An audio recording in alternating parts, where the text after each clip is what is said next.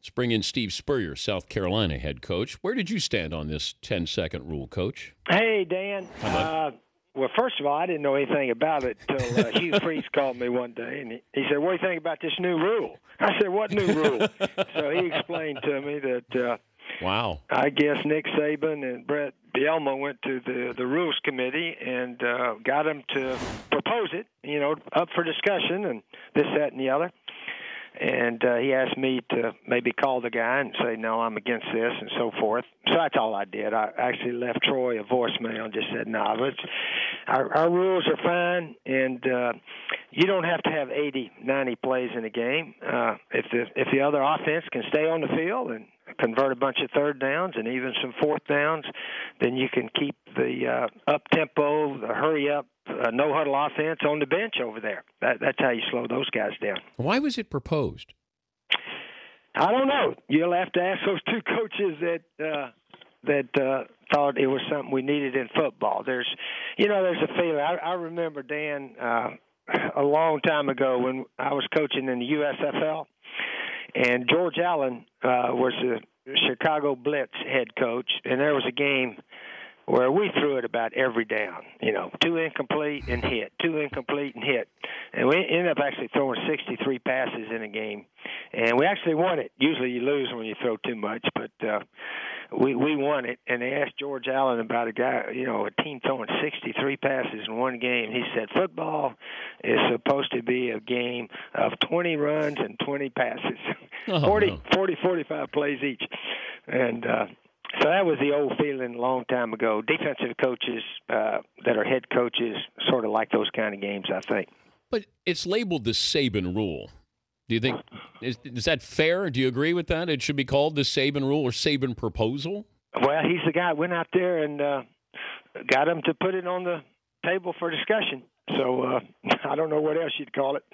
But does it level the playing field where Baylor or Oregon or some of these other offenses, A&M, that now they can compete with Alabama? They can't compete with that style, but they make Alabama compete with their style. Exactly.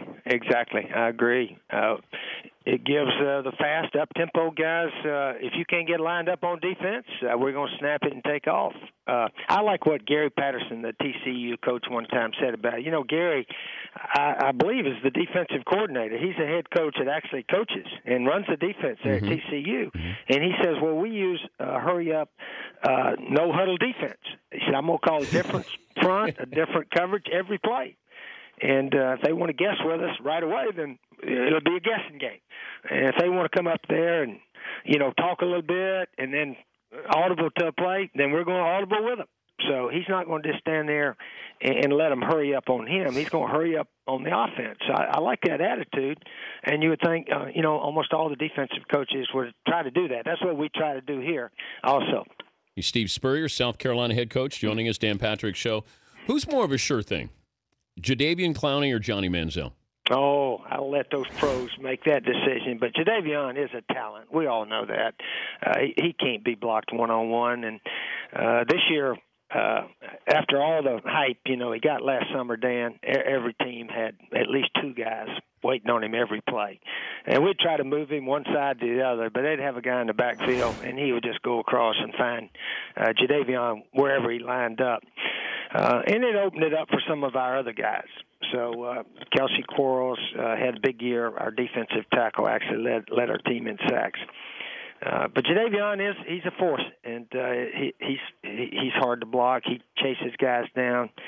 I don't know what quarterback they got rated the best right now. I don't even know if they got Johnny on top of Bortles and Teddy Bridgewater and all that. I don't know. I don't know where they are. But if you're looking at it, and I get the feeling that general managers are nervous not to take Johnny Manziel, Jadeveon Clowney, or they're nervous to take them. Why do you think that we sort of have this polar opposites with these two talents? I think that the only thing that has hurt Jadeveon is statistically, he only had 3 sacks this year, and he had some little nagging injuries that hurt him here and there. So statistically, he did not have a big year. But potentially, he's a dominant pass rusher that every team has got to have in the NFL, or would love to have anyway. Best quarterback you saw this past year was who? Oh, I don't really study him that much, Dan. Best one I saw was probably Connor Shaw, our guy. Connor Shaw threw 24 touchdowns, which isn't a bundle, but he only threw one pick.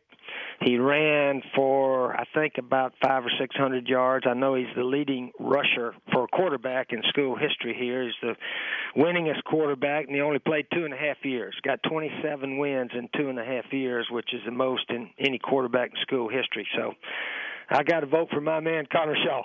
But why did he doesn't get any attention here? He doesn't get any attention. Why? I don't know why.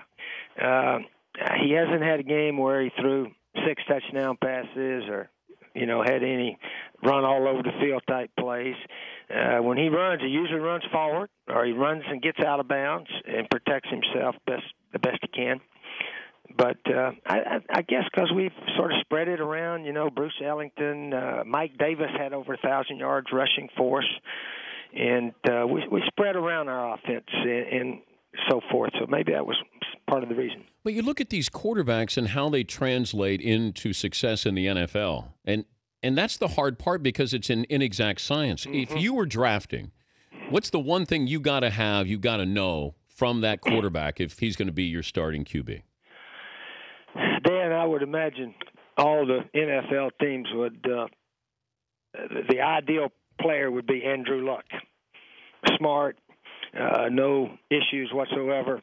He can run just enough. A wonderful team guy, excellent passer. He's a guy I guess they all look for. Aren't many of those. Not many of those around. But you look at Kaepernick and Russell Wilson, these young guys, and then you're going to pony up big money for them. I mean, that's kind of the difficult part. San Francisco was good because Kaepernick didn't make a lot of money. Seattle was good because Russell Wilson doesn't make a lot of money. At what point do you say these guys are franchise quarterbacks? Yeah. I agree with you there a little bit, Dan, that usually the really, really good quarterbacks have the good players around him on offense. They generally do. But did you know that Peyton Manning was going to be this good? Gosh, that is a good question, and obviously he is by far, I think, the best quarterback in the world for what he does up front. But then again, he can be stopped too, as Seattle proves. Outstanding defenses, good coverages, good plan. But players, all quarterbacks can be stopped. But Peyton is the best, I think. You playing golf today? I played last week. Dan, it's going to be 30 degrees here today. We got our first day of spring practice. We have a sort of a 50-yard indoor facility. We're going to go in there and snap the ball and run a few plays, bump heads a little bit, nothing serious, and just to get a practice in. When's the last time you played Augusta?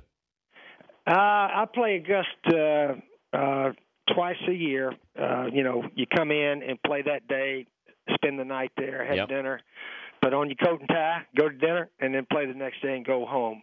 We got a good friend, Gamecock, that's a member there, Dan Breeden, who invites me and one of the other coaches and a friend. So I do that once a year and enjoy it, and then I'm ready to go play some other courses. The most famous person you play golf with at Augusta? Most famous at Augusta? Yeah. Hootie Johnson, the chairman. He's famous, but he's famous. You have to play with a member there. Yes, and the member invites the people. I don't invite. Oh, okay. Yeah, they invite. Okay, how about away from Augusta? The most famous person you ever played with? Yeah, that's a good question. I'm trying to think of who I've ever played with. Arnold Palmer? How's that? That's pretty good. I played in the Pro-Am with Arnie. And then I actually played with Arnie down at Bay Hill about 10 years ago, or 10 or 15 years ago. That's pretty good. So I guess Arnie might be the number one guy. That's pretty good. Hey, good to visit with you as always. We'll catch up with you as you get closer to the season. Thank you, Coach. Okay, Dan. Good talking to you. All right. Steve Spurrier, South Carolina head coach.